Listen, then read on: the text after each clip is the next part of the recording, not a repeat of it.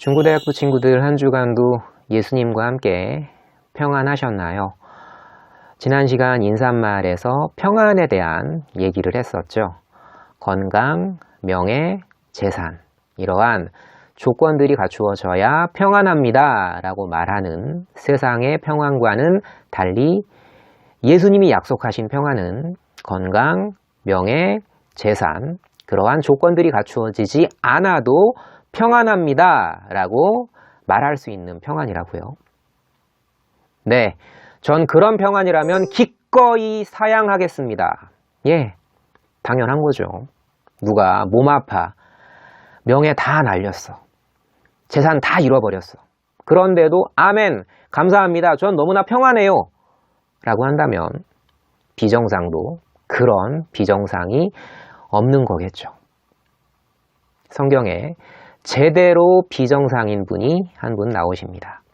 예수가 그리스도라는 복음 때문에 그는 건강, 명예, 재산 정도가 아니라 아예 죄수가 되어버렸어요.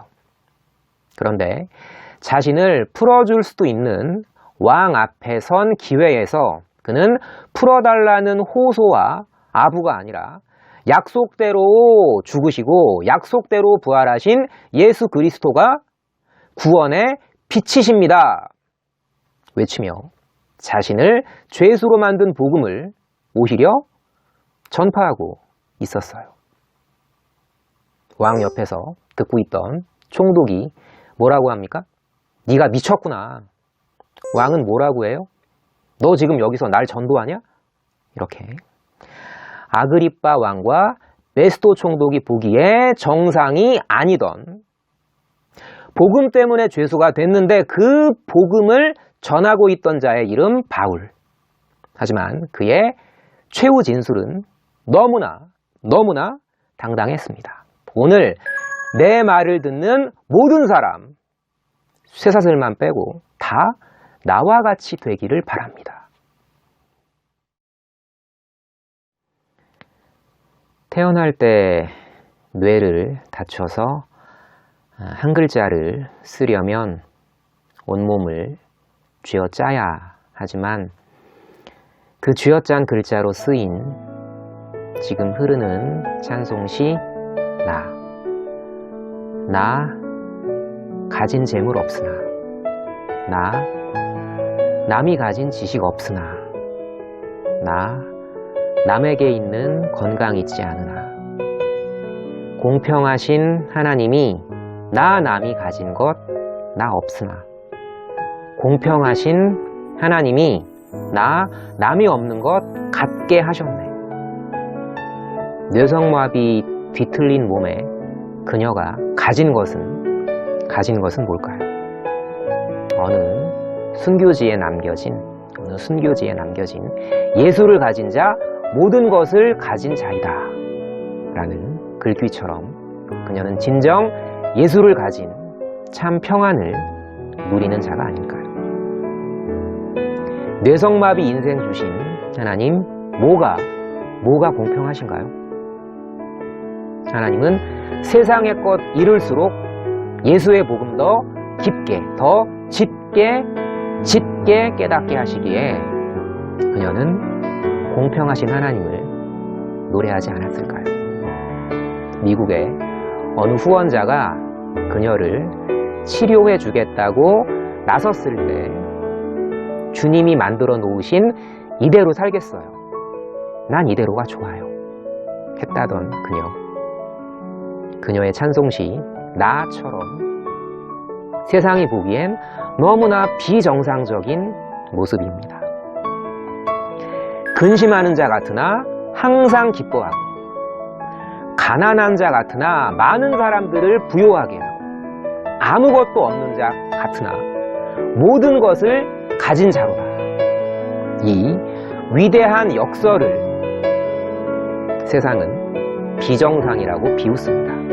그러나 우리는 순종할 때나 타락할 때나 변함없이 함께 하시는 아버지 사랑에 감동된 자녀로 노래하면서 지극히 정상적인 복음으로 찬양합니다. 그 위대한 역설을.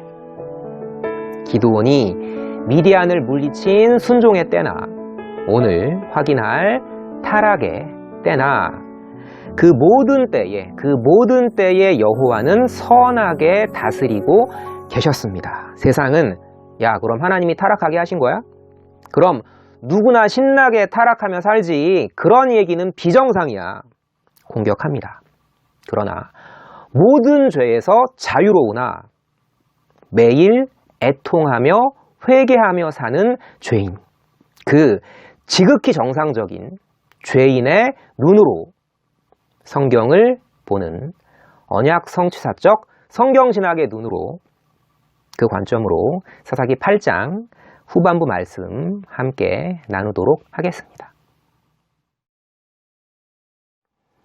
양쪽 가로 3번 6장부터 8장까지 기드온 시대의 시험, 오늘 마지막 부분이죠. 동그라미 5번 기드온의 치적 내용입니다.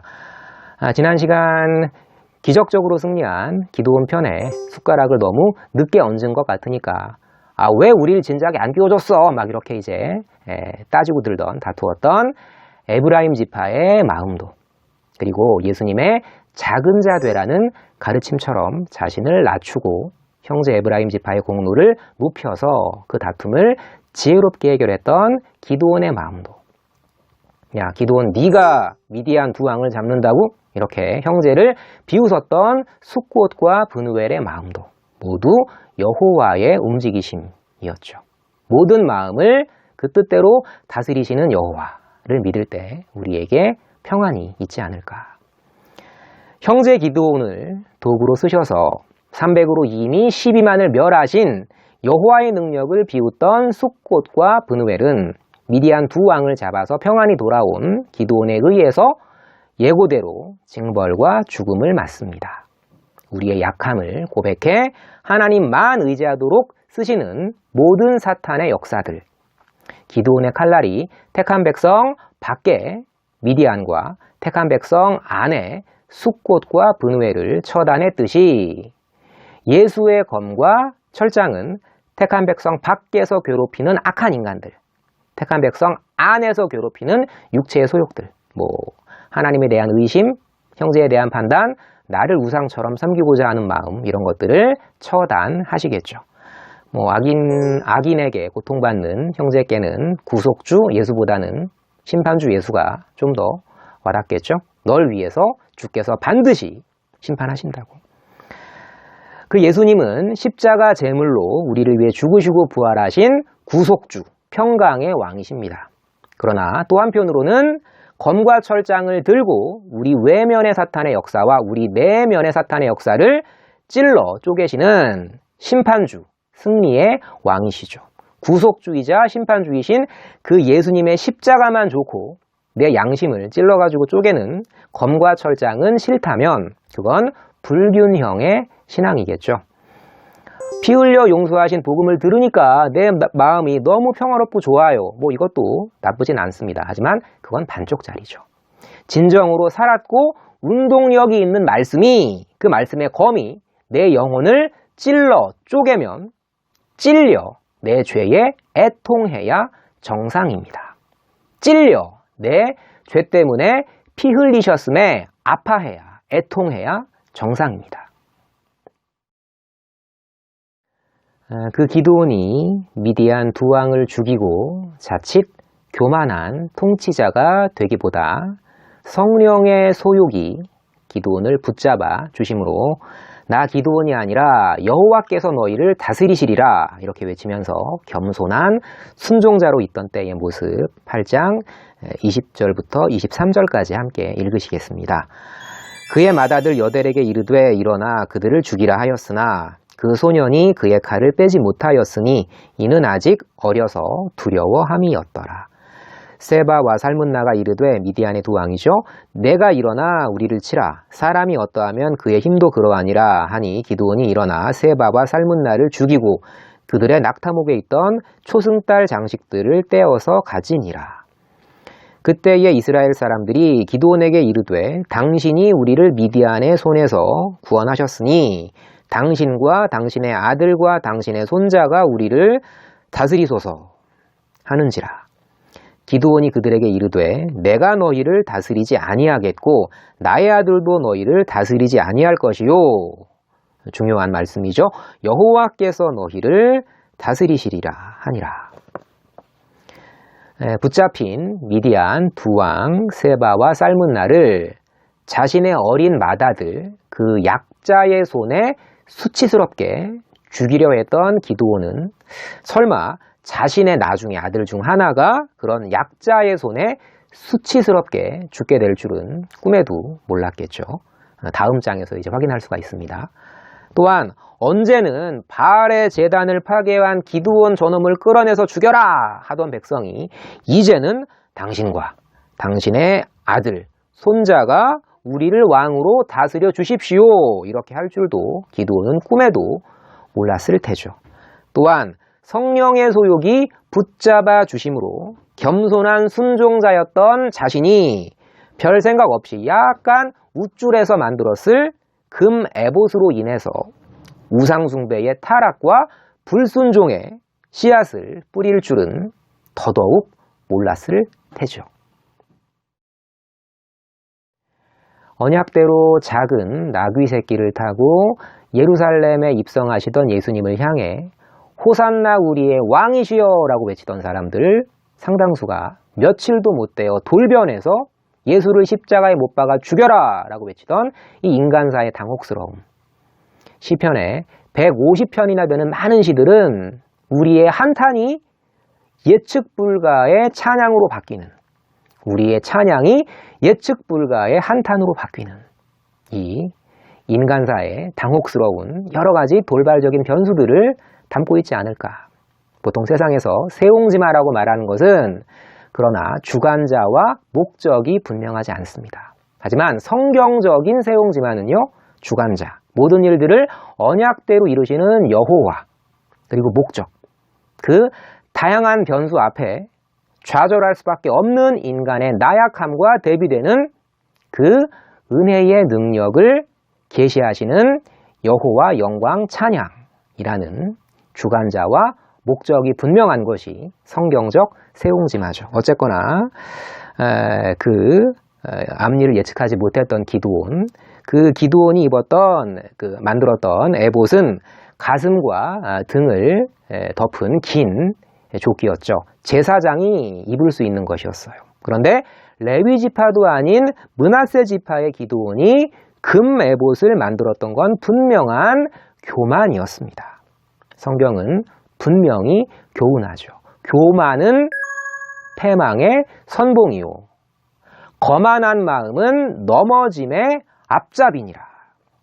겸손한 순종자로 이스라엘 희망의 횃불이었던 기드온이 육체의 소욕이 임하게 하심으로 교만한 실수로 이스라엘 패망의 뿌리가 되었던 모습 8장 27절부터 31절까지 읽어보시도록 하겠습니다. 기드온이 그 금으로 에봇 하나를 만들어 자기의 성읍 오브라에 두었더니 온 이스라엘이 그것을 음란하게 위함으로 그것이 기드온과 그의 집의 올무가 되니라. 미디안이 이스라엘 자손 앞에 복종하여 다시는 그 머리를 들지 못하였으므로 기드온이 사는 40년 동안 그 땅이 평온하였더라. 요아스의 아들 여룻바알이 기드온의 별칭이었죠. 돌아가서 자기 집에 거주하였는데 기드온이 아내가 많음으로 그의 몸에서 낳은 아들이 70명이었고 세겜에 있는 그의 첩도 아들을 낳았으므로 그 이름을 아비멜렉이라 하였더라. 쇠퇴해가는 모습은 번성하여 가득 찬 가운데 있고, 반대로 자라나는 움직임은 떨어져 쇠퇴하는 시들어버린 중에 있다. 이런 식은담의 구절처럼 감히 이방 대적이 쳐들어오지 못하는 기드온 통치 40년의 번영 가운데 왕 같던 기드온은 신명기 17장의 명령, 왕된 자는 아내를 많이 두지 마라. 그 마음을 미혹하게 할 수 있기 때문에 이런 명령과는 반대로 많은 아내를 거느렸고, 해이해진 백성들은요, 이미 실로에 여호와의 성막이 있음에도 기드온의 출신지 오브라에 있던 금 에봇을 섬기면서 서서히 바알 숭배의 타락과 불순종으로 빠져들어가고 있었습니다. 반대로 그 기드온 시대 40년의 번영이 아니라 떨어져 시들어버린 죽음 같은 절망 중에 계신 분이 혹시 들으신다면 이사야 선지자의 이 말씀을 드리고 싶습니다. 너희는 여호와를 만날 만한 때에 찾으라. 가까이 계실 때에 그를 부르라. 예수님 말씀 거짓말인 것 같은데요. 구해도 안 주시던데요. 찾아도 안 찾아지던데요.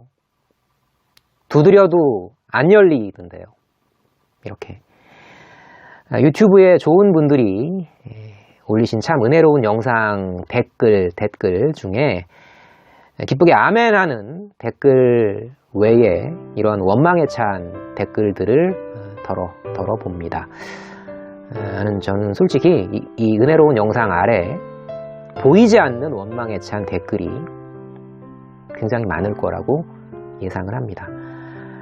원망에 찬 댓글조차 생략하신 분이 혹시 이 영상을 보신다면 꼭 이 말씀을 드리고 싶어요. 왜 창세기부터 시작하는 역사서 17권의 끝이 에스더서, 하나님 이름조차 나오지 않는 에스더서가 왜 역사서의 끝인지 생각해 보시라고. 하나님 이름조차 희미한 절망이지만 아말렉 출신 대적 하만의 음모로 이제 유대인들은 완전히 다 죽게 생긴 절망의 바닥이지만 그 절망의 가장 깊은 밑바닥에서 하나님은 기적처럼 역사하셨다고. 가장 큰 위기에서 극적인 보호로 회복시키셨다고. 극적인 보호로 회복시키셨다고. 가장 큰 위기에서 말이죠. 왕의 마음이 여호와의 손에 있음이 마치 보의 물과 같아서 그가 임의로 그의 뜻대로 인도하시느니라. 그 말씀처럼 마침 그때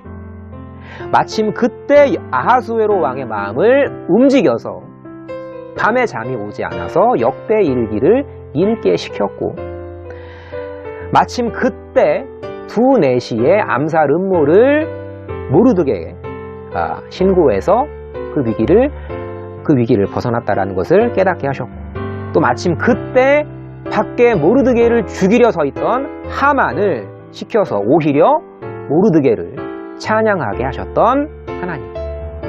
그 모르드게 하나님은 지금도 분명히 살아계십니다. 형제님 자매님을 여호와를 만날 만한 그때에 반드시 찾게 그 마음을 인도하십니다. 그 정하신 때에 반드시 극적인 보호로 회복시키시기를 간절히 기도합니다.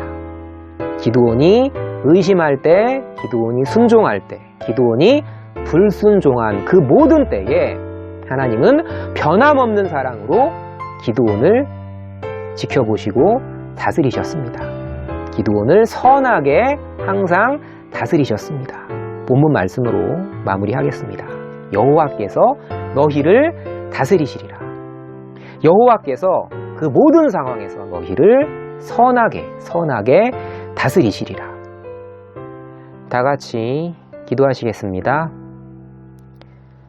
내가 이같이 우매무지하니 주의 앞에 짐승이오나 그럼에도 불구하고 내가 항상 주와 함께하니 주께서 내 오른손을 붙드셨나이다 노래하게 하셨습니다. 기드온이 의심할 때나, 기드온이 순종할 때나, 기드온이 불순종할 때나, 그 모든 때에 기드온을 다스리셨던 하나님께서 오늘도 저희의 모든 순종의 때, 저희의 모든 불순종의 때에 함께 하시며 다스릴 것을 저희 믿습니다. 우리 서로 사랑할 때에 말과 혀로만 사랑하지 않게 하시고 오직 행함과 진실함으로 사랑하게 인도하여 주시옵소서. 만일 한 지체가 고통을 받으면 모든 지체가 함께 고통을 받고, 한 지체가 영광을 얻으면 모든 지체가 함께 즐거워하는 저희 될 수 있도록 인도하여 주시옵소서. 죄인 공로 없사오나 저희를 위해 죽으시고 부활하신 예수님 이름으로 감사하며 기도드렸습니다. 아멘.